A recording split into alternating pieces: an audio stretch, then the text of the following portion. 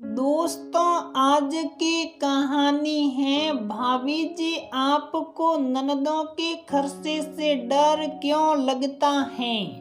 दोस्तों, कहानी शुरू करने से पहले अगर आपने हमारे चैनल को सब्सक्राइब नहीं किया है तो सब्सक्राइब कर लीजिए ताकि आपके पास पहुंचे हर नया वीडियो।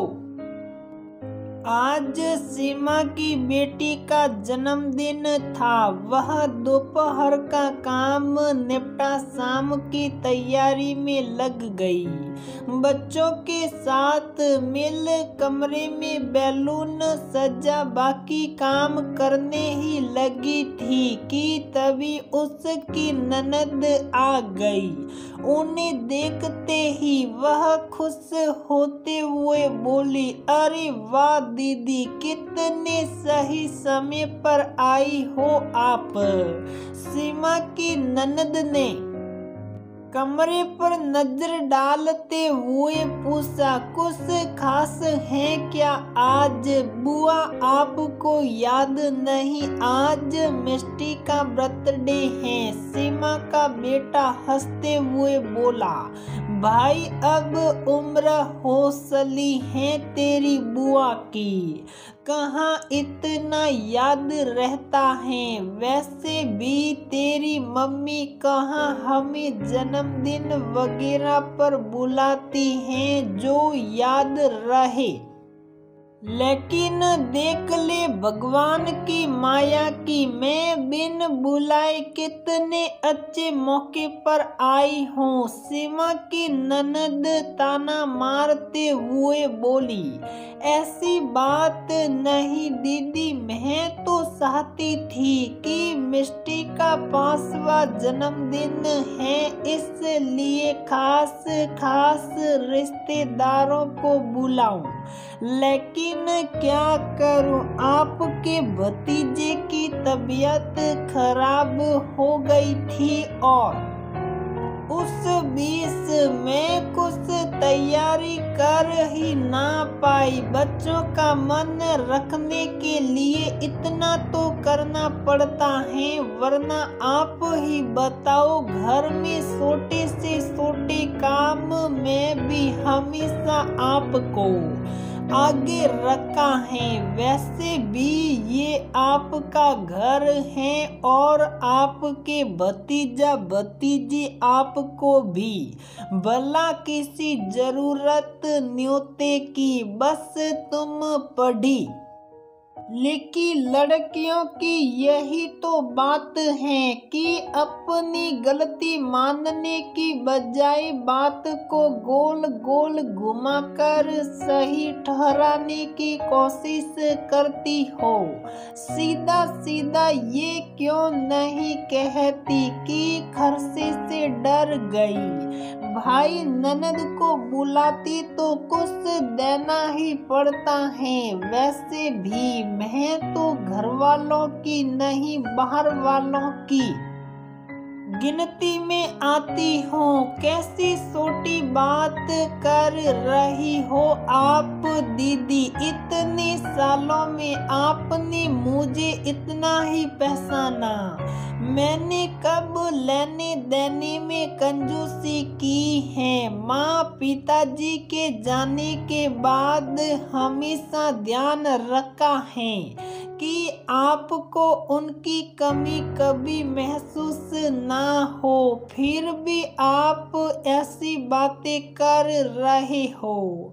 बात बढ़ती देख सीमा के पति ने उसे चुप रहने का इशारा करते हुए कहा, अरे दीदी, आप किस बहस में पड़ गई? लो चाय पियो और बताओ घर पर सब कैसे हैं? सीमा को बुरा तो बहुत लगा, लेकिन वह बात को बड़ा आज के शुभ दिन अपने मन को ऐसी बेकार की बातों से दुखी नहीं करना चाहती थी।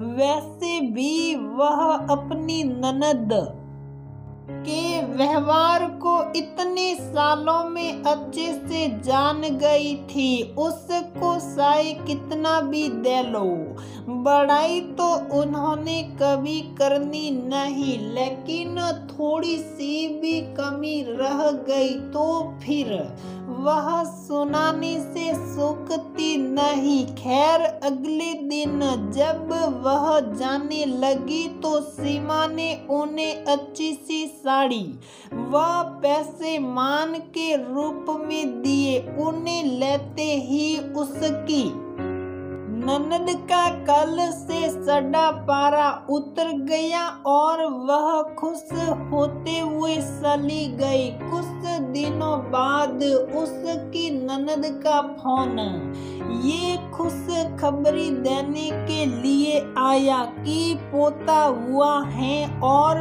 वह दादी बन गई है। ये सुन सीमा ने खुश होते हुए बोली, वाह, दादी बनने की बहुत बहुत बधाई दीदी। जच्चा बच्चा कैसे हैं? दोनों सकुशल हैं। अब तो पार्टी बनती है दीदी। कुआं पूजन की डेट फिक्स कर जल्दी से बता देना, सीमा उत्साहित होते हुए बोली।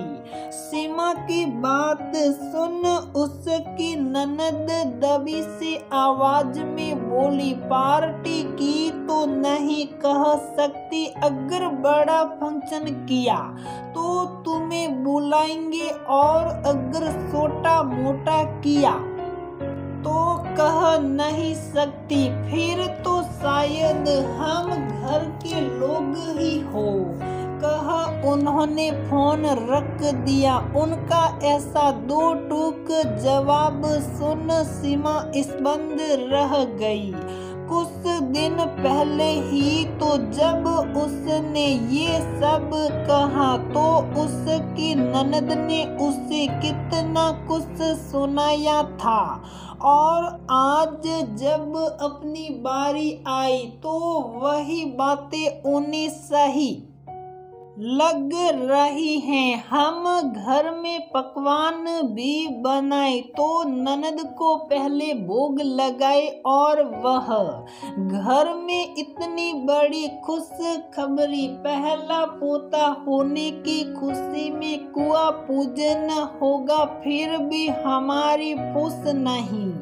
उनके घर खुश खबरी या फंक्शन हो तो हम बाहर वाले और हम कुछ छोटा सा भी करे तो वह सर्वा कहने को ननदे तपाक से कह देती हैं कि भाभी को खर्चे से डर लगता है, जबकि भाई भाभी को हमेशा उन्हें देना ही है।